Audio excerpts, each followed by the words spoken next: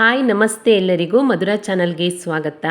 ಇವತ್ತು ಸಕ್ಕರೆಯನ್ನು ಬಳಸದೆ ಹಾಗೆ ಹಾಲಿನ ಪೌಡರ್ ಇಲ್ಲದೆ ರುಚಿಕರವಾಗಿರುವಂತಹ ಹಾಲಿನ ಕುಲ್ಪಿಯನ್ನು ಮನೆಯಲ್ಲಿ ಹೇಗೆ ಮಾಡ್ಕೊಳ್ಳೋದು ಅನ್ನೋದನ್ನು ನಿಮ್ಮ ಜೊತೆ ಶೇರ್ ಮಾಡ್ಕೊಳ್ತಾ ಇದ್ದೇನೆ. ತುಂಬಾ ರುಚಿಕರವಾಗಿ ಮಕ್ಕಳಿಗೆ ನಾವು ಮನೆಯಲ್ಲಿಯೇ ಆರೋಗ್ಯಕರವಾಗಿ ಮಾಡಿಕೊಡ್ಬೋದು. ಬನ್ನಿ ನೋಡೋಣ ಹೇಗೆ ಮಾಡೋದಂತ. ನಾನಿಲ್ಲಿ ಮೊದಲಿಗೆ ಒಂದು ಬೌಲ್ಗೆ ಒಂದು 15 ಗೋಡಂಬಿಯನ್ನು ಸೇರಿಸ್ಕೊಳ್ತಾ ಇದ್ದೇನೆ. ನೀವು ಒಂದು 20ರಿಂದ 25 ಗೋಡಂಬಿಯನ್ನು ಕೂಡ ಸೇರಿಸ್ಕೊಳ್ಬೋದು. ನಂತರ ಇದಕ್ಕೆ ಸ್ವಲ್ಪ ಬಿಸಿನೀರನ್ನು ಹಾಕಿಬಿಟ್ಟು ಒಂದು 15ರಿಂದ 20 ನಿಮಿಷ ಇದನ್ನು ನೆನೆಸಿ ಇಟ್ಕೊಳ್ತೀನಿ. ನಂತರ ಸ್ಟವ್ ಮೇಲೆ ಒಂದು ಪಾತ್ರೆಯನ್ನು ಇಟ್ಕೊಂಡು ಇದಕ್ಕೆ ಅರ್ಧ ಲೀಟ್ರ್ ಆಗುವಷ್ಟು ಹಾಲನ್ನು ಸೇರಿಸ್ಕೊಳ್ತಾ ಇದ್ದೇನೆ. ಹಾಲನ್ನು ಸೇರಿಸಿದ ನಂತರ ಮಧ್ಯಮ ಉರಿಯಲ್ಲಿ ಹಾಲು ಚೆನ್ನಾಗಿ ಕುದಿ ಬರೋ ತನಕ ಬಿಡಬೇಕು. ಒಂದು 10ರಿಂದ 15 ನಿಮಿಷದಲ್ಲಿ ಹಾಲು ಕುದಿಲಿಕ್ಕೆ ಶುರುವಾಗುತ್ತೆ. ನೋಡಿ, ಮಧ್ಯೆ ಈ ರೀತಿಯಾಗಿ ಸೌಟನ್ನು ಆಡಿಸ್ತಾ ಇರಬೇಕು. ಹಾಲು ಅರ್ಧ ಲೀಟ್ರ್ ಇರುವ ಹಾಲು ಚೆನ್ನಾಗಿ ಕುದ್ಬಿಟ್ಟು 1/4 ಲೀಟ್ರ್ ಹಾಲಾಗೋ ತನಕ ಇದನ್ನು ನಾವು ಚೆನ್ನಾಗಿ ಕುದಿಸ್ಕೊಳ್ಬೇಕು.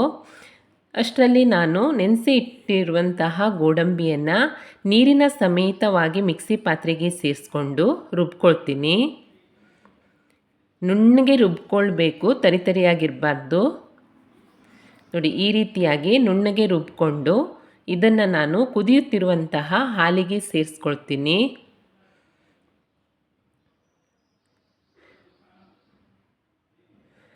ಈ ಗೋಡಂಬಿ ಪೇಸ್ಟನ್ನು ಸೇರಿಸಿದ ನಂತರ ಸೌಟನ್ನು ಆಡಿಸ್ತಾನೆ ಇರಬೇಕು, ಇಲ್ಲಾಂದರೆ ಗಂಟಾಗುತ್ತೆ.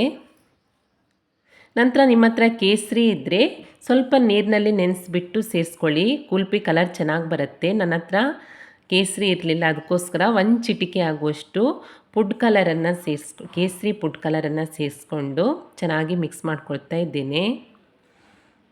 ಇದರಿಂದಾಗಿ ಕುಲ್ಪಿ ಕಲರು ಸೇಮ್ ಹೊರಗಡೆ ಶಾಪಲ್ಲಿ ಸಿಗುತ್ತಲ್ಲ ಅದೇ ರೀತಿಯಾಗಿ ಬರುತ್ತೆ.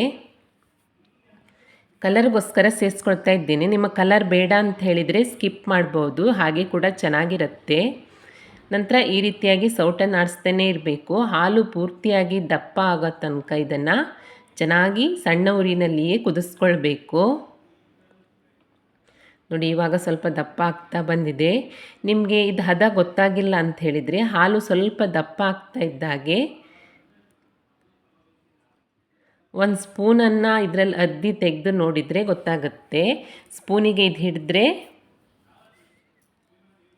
ಹಾಲು ದಪ್ಪ, ನೋಡಿ ಇವಾಗ ಇನ್ನೂ ಸ್ವಲ್ಪ ದಪ್ಪ ಆಗಬೇಕು, ಸರಿಯಾಗಿ ಹಿಡಿತಲ್ಲ. ಈ ರೀತಿ ಸ್ಪೂನಿಗೆ ಹಿಡಿದು ನೋಡಿದರೆ ಗೊತ್ತಾಗುತ್ತೆ ನಿಮ್ಗೆ ಹದ ಗೊತ್ತಾಗಿಲ್ಲ ಅಂತಿದ್ರೆ.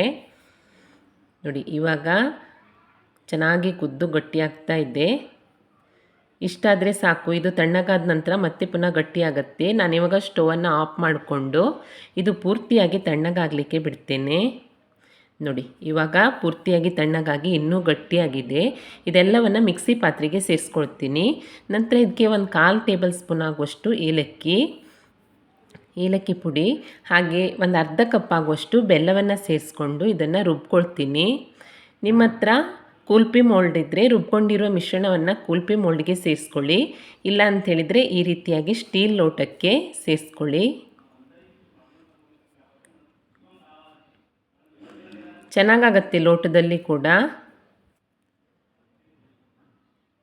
ಈ ರೀತಿಯಾಗಿ ಸೇರಿಸ್ಕೊಂಡ ನಂತರ ನಾನು ಮೇಲ್ಗಡೆಯಿಂದ ಸ್ವಲ್ಪ ಡ್ರೈ ಫ್ರೂಟ್ಸನ್ನು ಕಟ್ ಮಾಡಿಬಿಟ್ಟು ಸೇರಿಸ್ಕೊಳ್ತಾ ಇದ್ದೇನೆ.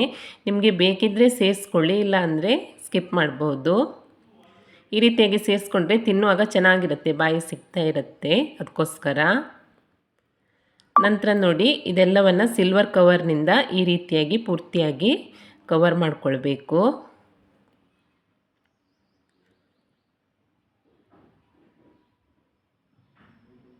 ನಾವು ಮನೆಯಲ್ಲಿಯೇ ಸುಲಭವಾಗಿ ಸಕ್ಕರೆಯನ್ನೇ ಬಳಸದೆ, ಹಾಲಿನ ಪುಡಿಯನ್ನೇ ಬಳಸದೆ ರುಚಿಕರವಾಗಿ ಕುಲ್ಪಿಯನ್ನು ರೆಡಿ ಮಾಡ್ಕೊಳ್ಬಹುದು. ಮಕ್ಕಳಿಗೋಸ್ಕರ ನೀವು ಮನೆಯಲ್ಲಿಯೇ ಹೆಲ್ದಿಯಾಗಿ ಈ ರೀತಿಯಾಗಿ ಮಾಡಿಕೊಡಿ, ಇಷ್ಟಪಟ್ಟು ತಿಂತಾರೆ. ನೋಡಿ, ಸಿಲ್ವರ್ ಕವರ್ನಿಂದ ಕ್ಲೋಸ್ ಮಾಡ್ಕೊಂಡ ನಂತರ ಈ ರೀತಿಯಾಗಿ ಐಸ್ ಕ್ರೀಮ್ ಕಡ್ಡಿಗಳನ್ನು ಹಾಕ್ಕೊಳ್ಬೇಕು. ಈ ರೀತಿ ಹಾಕಿಬಿಟ್ಟು ಫ್ರೀಝರ್ನಲ್ಲಿ ಒಂದು 8ರಿಂದ 9 ಗಂಟೆ ಇಟ್ಟರೆ ರುಚಿಯಾದಂತಹ ಹೋಮ್ ಮೇಡ್ ಕುಲ್ಪಿ ರೆಡಿಯಾಗತ್ತೆ. ನಾನಿವಾಗ ಫ್ರೀಝರಲ್ಲಿ ಇಡ್ತೀನಿ. ನೋಡಿ, ಒಂದು 9 ಗಂಟೆ ನಂತರ ಕುಲ್ಪಿ ಹೇಗೆ ಬಂದಿದೆ ಅಂತ ನೋಡೋಣ. ನೋಡಿ ಈ ರೀತಿಯಾಗಿ ಸೂಪರ್ ಆಗಿರುವಂತಹ ಕುಲ್ಫಿ ರೆಡಿಯಾಗಿದೆ. ಇದು ಗ್ಲಾಸ್ ಬಿಡ್ತಾ ಇಲ್ಲ ಅಂತ ಹೇಳಿದರೆ ಕೈಯಿಂದ ಸ್ವಲ್ಪ ಉಜ್ಜಿ ಗ್ಲಾಸಿಂದ ಎದ್ದು ಬರುತ್ತೆ. ಇಲ್ಲ ಅಂದರೆ ಸ್ವಲ್ಪ ನೀರಿಗೆ ಮುಳುಗಿಸಿ ನೆಗೆದ್ರೂ ಕೂಡ ಚೆನ್ನಾಗಿ ಗ್ಲಾಸನ್ನು ಬಿಟ್ಕೊಂಡು ಬರುತ್ತೆ. ನೋಡಿ ಎಷ್ಟು ಚೆನ್ನಾಗಿ ಬಂದಿದೆ ಅಂತ. ಮನೆಯಲ್ಲಿಯೇ ಆರೋಗ್ಯಕರವಾಗಿ ರುಚಿಕರವಾಗಿ ನಾವು ತುಂಬಾ ಸುಲಭವಾಗಿ ಹಾಲಿನ ಕುಲ್ಫಿಯನ್ನು ರೆಡಿ ಮಾಡ್ಕೊಳ್ಬೋದು. ಸೇಮ್ ಅಂಗಡಿ ಥರನೇ ಟೇಸ್ಟ್ ಇರುತ್ತೆ. ಖಂಡಿತ ಟ್ರೈ ಮಾಡಿ ನೋಡಿ. ರೆಸಿಪಿ ನಿಮಗೆ ಇಷ್ಟ ಆದಲ್ಲಿ ಲೈಕ್ ಮಾಡಿ, ಶೇರ್ ಮಾಡಿ, ಹಾಗೆ ಕಮೆಂಟ್ ಮಾಡಿ. ಹೊಸದಾಗಿ ನಮ್ಮ ಚಾನಲ್ ನೋಡ್ತಾ ಇದ್ದರೆ ಸಬ್ಸ್ಕ್ರೈಬ್ ಮಾಡ್ಕೊಳ್ಳಿ. ಸಿಗೋಣ ಮುಂದಿನ ರೆಸಿಪಿಯಲ್ಲಿ. Thank you for watching.